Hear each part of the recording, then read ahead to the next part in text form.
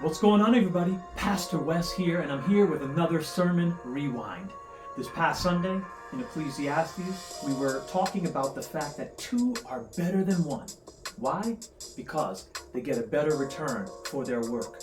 And in the course of that conversation and really looking at what the writer in Ecclesiastes was talking about, we came to the conclusion that when rebuilding the village, we really are better together. You know, a lot of times when we think about the way that the world is so divided and our country is so divided on political lines and all other kinds of lines and ways in which we label each other, it's good to know that the Word of God teaches us that there is strength in our numbers. Don't forget the African proverb, if you want to go fast, go alone. But if you want to go far, go together.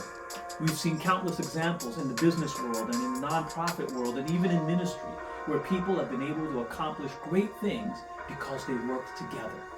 And if two are better than one, then certainly three is better than two, right? And it says that a three-stranded cord is not easily broken.